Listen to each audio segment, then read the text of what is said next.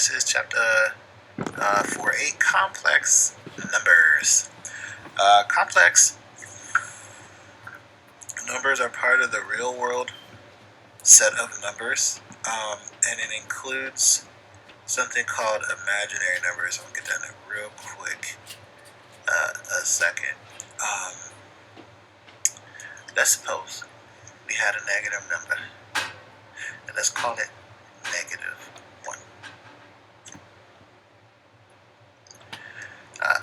Let's pretend that I wanted to get a square root of this negative number. Well, we know up to this point that you can't have square roots of negative numbers, or you can't really have roots of anything to the even power. You can only have negative roots of odd powers, right? Square root is 2, so it's an even power. We can't do it. But in certain mathematical aspects, it is beneficial to start to figure out, well, if we could take a square root of this, what would it look like? And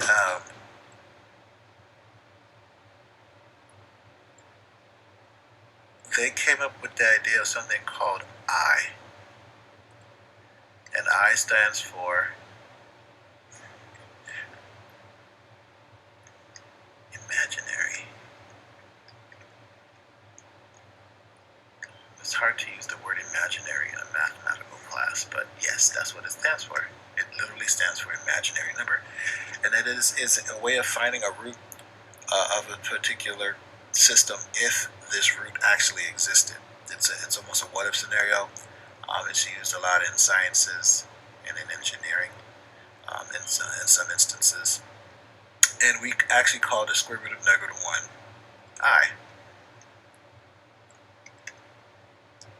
Such that if we square I, it equals negative 1.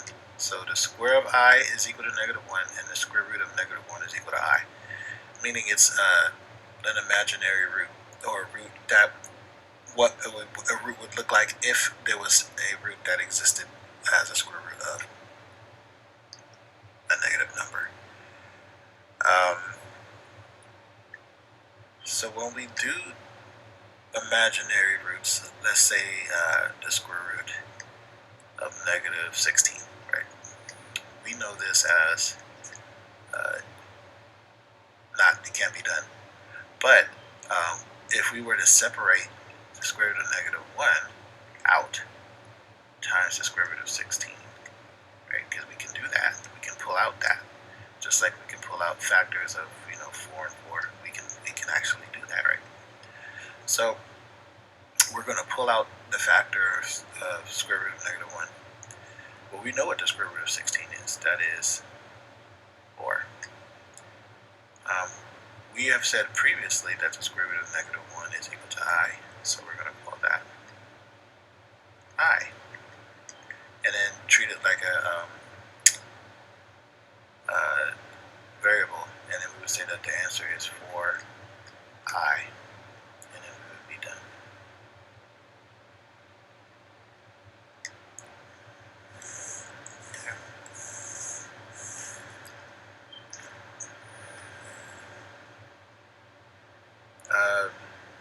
What if we were to do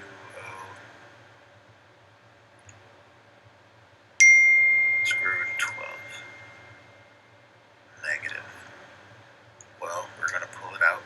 Right? Square root of I, or square root of negative 1, times the square root of 3 times the square root of 4. Well, we know what the square root of negative 1 is. That's I. Square root of 3, we're going to leave it alone. And we know that the square root of 4 is 2. So when I rearrange the order, it's going to be 2I square root of 3.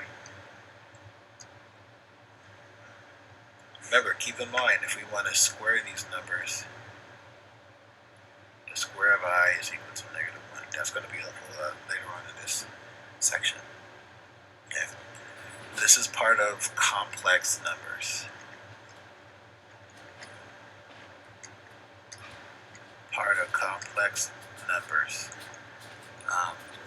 And it's going to be part of a system of numbers. So complex numbers are actually included in real numbers. We just don't put it in because we always say that I is equal to to 0. But now we're including imaginary numbers. Alright, so we just did A for simplifying the square root of 12. Let's simplify the square root of negative 25. And the square root of negative 25 says, okay, we're going to pull out square root of I times the square root of 25, and we get, square root of negative 1,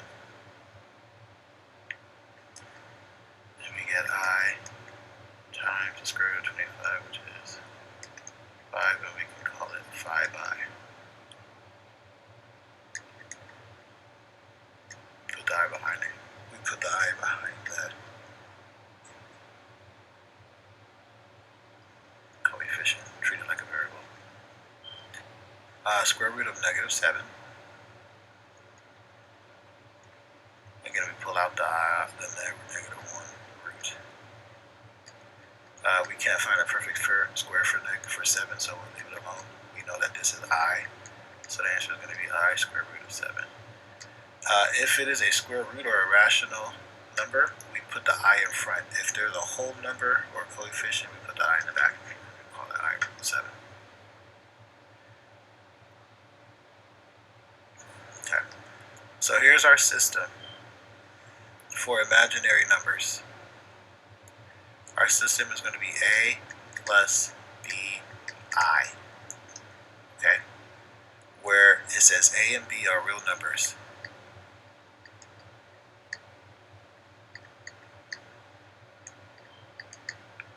And what we mean by real numbers is numbers that you're used to. No square root of negative 1s.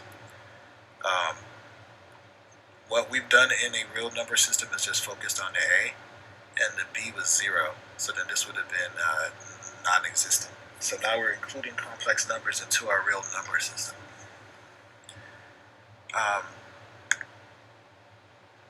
Again, this is called a complex number system.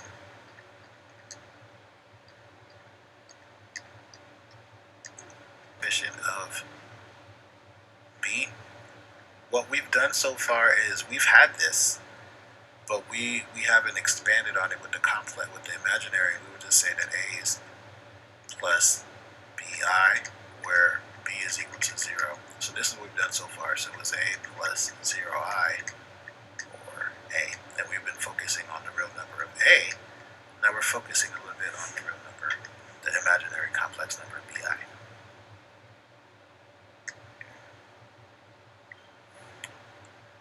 So with that, we can sort of use it to graph. Just to reiterate,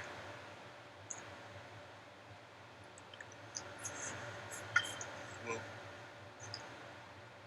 focus on here. Here's our complex system. I actually like how they set this up. When we did real numbers, and I was just talking about this, B was equal to 0. So we had focused on all those real numbers.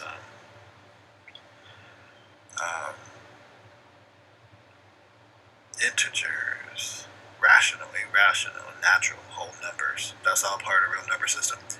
Imaginary numbers were there. We just eliminated it by saying that B was equal to 0. Then we also have A plus BI. Now we're including imaginary numbers here. In this case, B is not equal to 0, so we're including it in our system. And then we have something called pure imaginary numbers. Pure imaginary.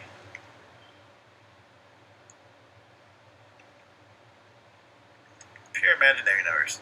And that's when we have 0 plus BI, where we don't have any real numbers and we're in that place in our realm where if there was a solution, what would it be if we could square a negative number? And we call that pure imaginary.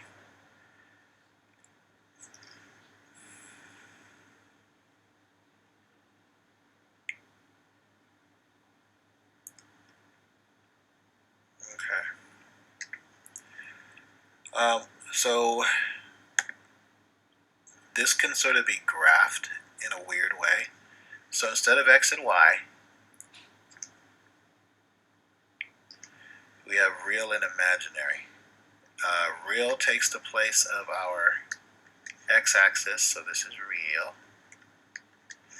Imaginary, every time I hear imaginary, I think of SpongeBob. Imagination takes care of the y-axis. So we are reorganizing our coordinate plane. In the form of a plus bi, when we do our coordinates, a represents the real number. So this would be a. This would be b. B represents our I-coordinate, our imaginary axes. Okay? So when we graph this, we look at the A, we look at the B, and then we graph them accordingly. When we want to get the distance between triangle, here we see a right triangle. So if we remember right triangle and Pythagorean theorem, right, it's A and B and then C, right? So A squared plus B squared equals C squared. If I wanted to get the distance of the hypotenuse, or the distance between A and B for this right triangle, then I would have to square root both sides. Then I get that C is equal to A squared plus B squared and square root. So that's where this is coming from. When we do the complex number, we take the square and then square root them, add them up and then square root them. That's going to give me the distance between those two from the origin. So we always start from the origin. So these are all going to be right triangles from the origin.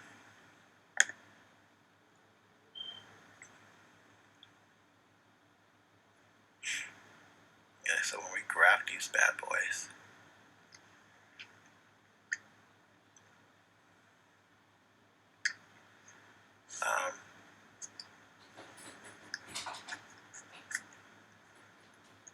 they want us to graph it and give the absolute value. So we have 5 minus I. Remember, this is in the form of A plus BI. So in this case, A is equal to 5 and B is equal to -1. So when I graph this, 1, 2, 3, 4, 5, 1, 2, 3, 4, 5, 2, 3, 5, 2, 3. This is our imaginary axes, which would be my B's. This is our real axes, which is A. So you have an A of 5 and a B of -1. So 1, 2, 3, 4, 5. 1, 2, 3, 4, 5. And down here. So it'd be like that. If you wanted to use like down 5, down here. So then when we want the distance between the two, we just connect the dots. And to get that distance, we would 5 squared plus -1 squared and then square root these. So that would be 25 plus 1, which would be 26. So then this would be the square root of 26.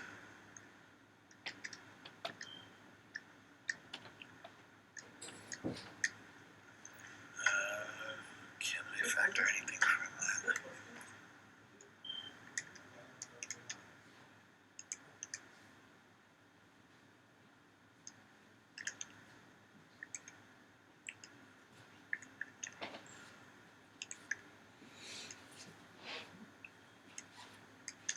Nope.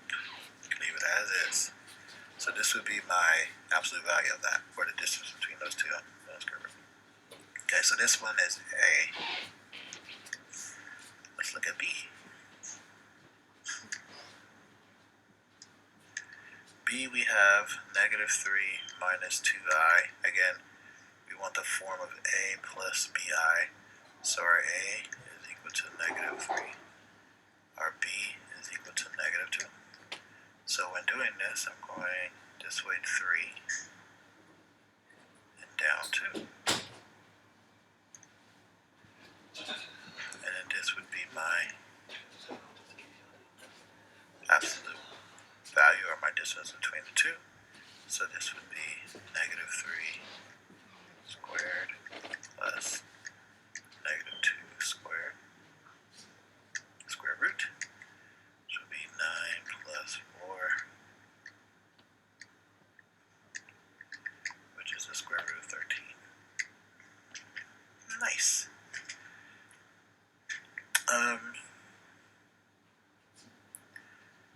Lastly,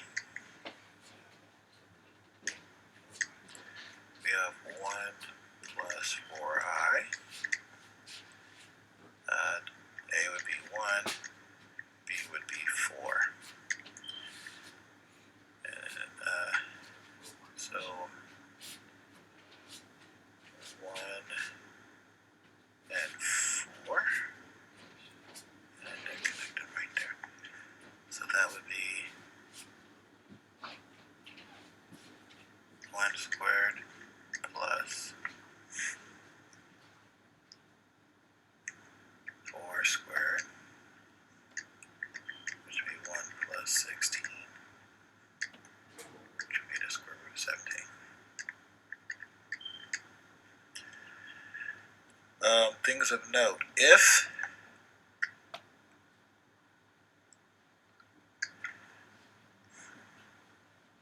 A was equal to 0, so it would be 0 plus BI.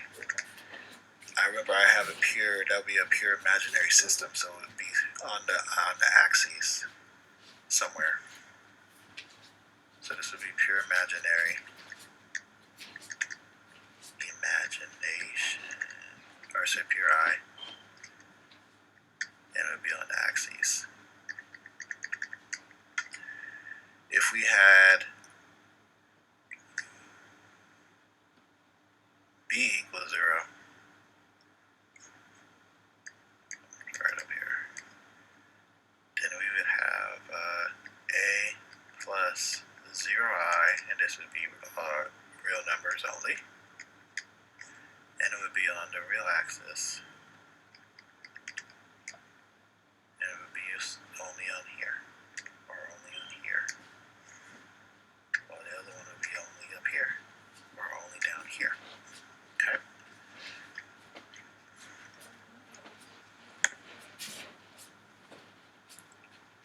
Alright, adding and subtracting complex numbers, just like adding and subtracting anything with variables in it. So here A we have 7 minus 2i plus negative 3 plus I, combined terms, so negative 3 and 7, I and negative 2i, so this would be 7 minus 3 plus I minus 2i, which would give me 4 minus I.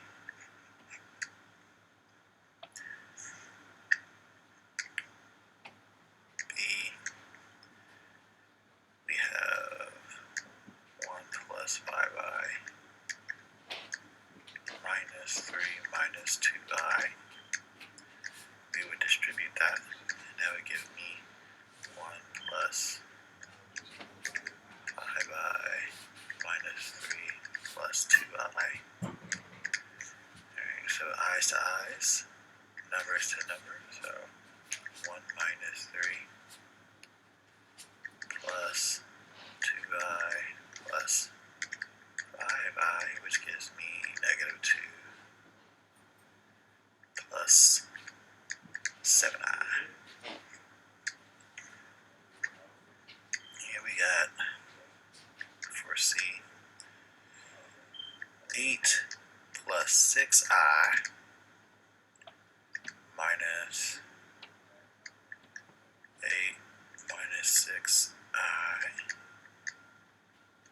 So you might notice something here. 8 plus 6i minus 8 plus 6i.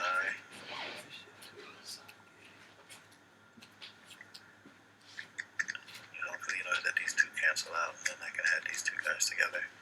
So this 6i plus 6i, which is 12i.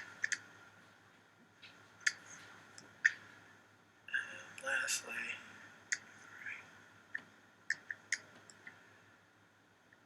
-3. 3 plus 9i. It's the same thing. Okay. Again, -3 plus 3 plus 9i plus 9i. These guys go bye-bye. 9 and 9 is 18. So 18i.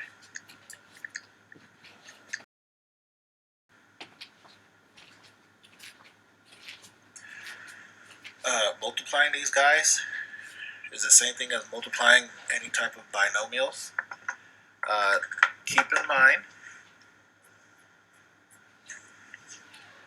that when you multiply I times I,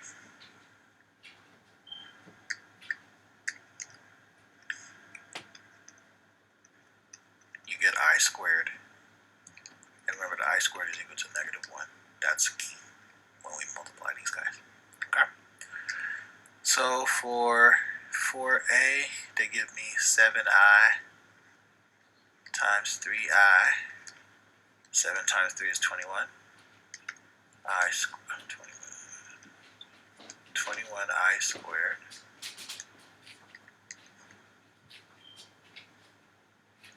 It's the same thing as saying 21 times -1. So then our answer is -21.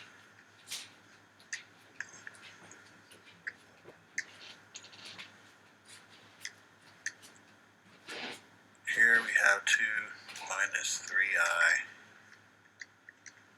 times 4 plus 5i. Again, we're going to do FOIL, so 4 times 2, 2 times 5, -3 times 4, and then -3 times 5, and then I times I, so that's -15i squared. Okay, so combine these two, it's going to be 8 minus 2i minus 15. I squared, remember, is -1. So it's going to be 8 going the long route, just to show you that -15. Then we have a double negative here, so that's going to turn into a positive. So then our final answer is going to be 8 minus 2i plus 15. If you see that double negative off the bat, this step here, feel free to go straight to here. Okay. For C,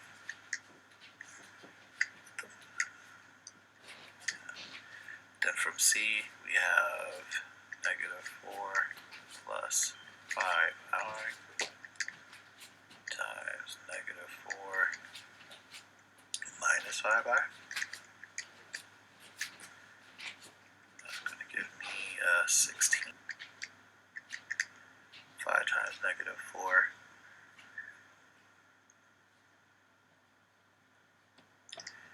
is -20i, and then -25i squared.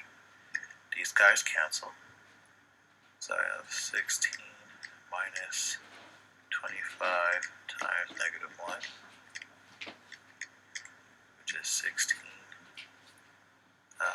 minus -25, which is 16 plus 25,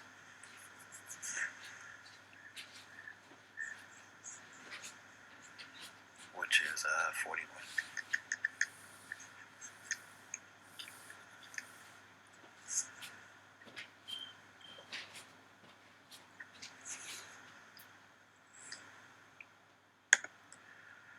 Complex conjugates.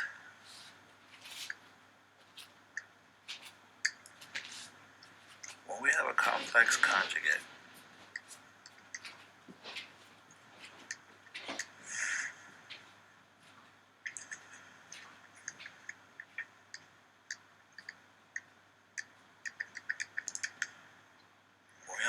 complex conjugate, we are multiplying a binomial.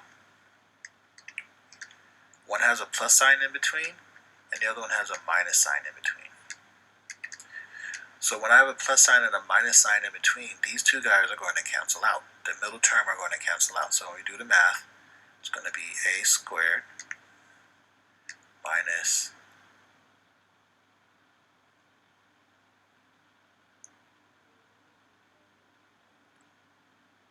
abi plus abi, so they cancel, minus bi squared. Okay, so we have a squared minus bi squared, but we know that I is -1, so it's going to be a squared minus negative b, no, squared, they're all squared, sorry, squared, which is going to be a squared plus b squared. When I multiply complex conjugates, there's going to be no I term. You're just going to add the a term squared and the b term squared. And that's helpful for dividing complex numbers. When we divide complex numbers like this, think of it almost as not simplified.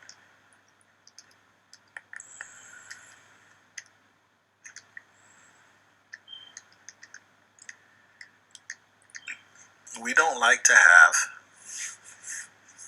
i's in the denominator. We can have them in the numerator, but we don't like to have i's in the denominator.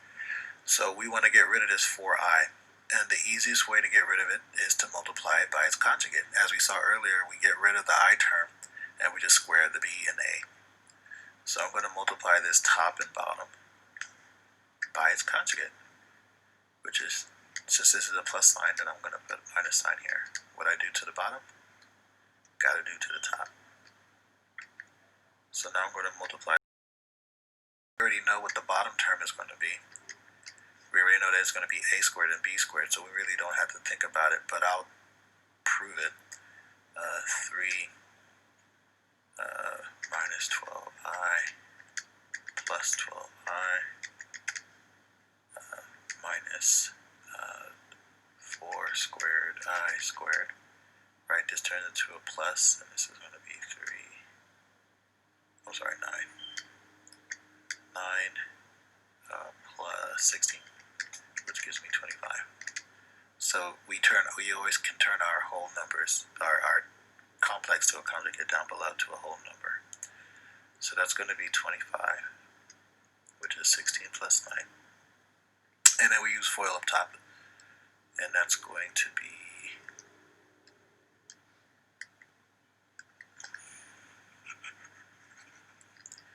3 times 5 is 15.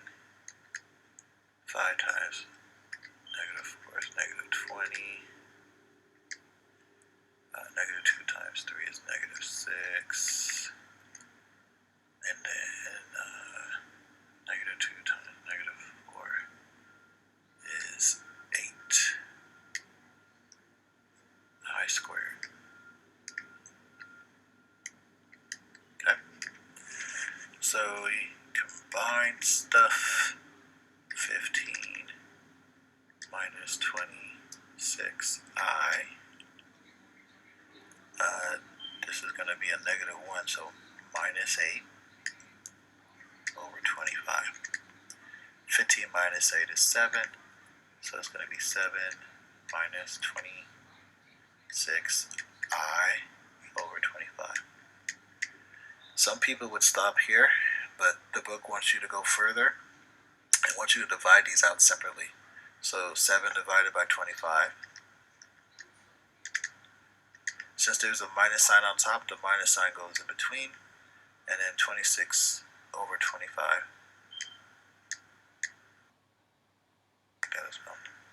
So this is your final answer. You're going to divide it all the way through on both sides. Okay, so that's A.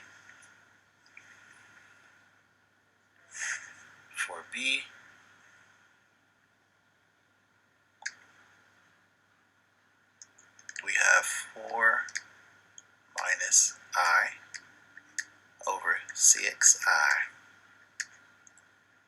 Multiply top and bottom by 6i. And I get 36i 24i. And then minus 6i squared. So that's going to be 24i. This is going to be a negative 1, so this is going to be a plus 6.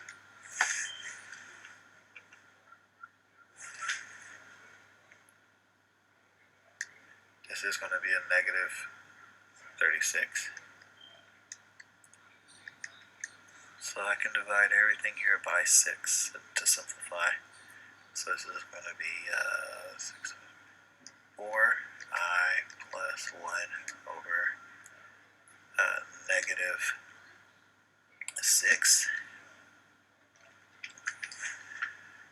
We don't like the negatives in the bottom. We're going to move this negative to the top.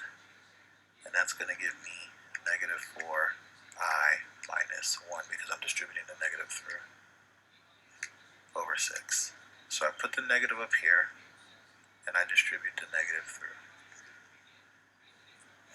Or if you think about it separately, 4 divided by negative 6 is negative 2/3. And 1 divided by negative 6 is negative 1/6. So that works. So then I divide the 6 through. So it's negative 4i over 6 minus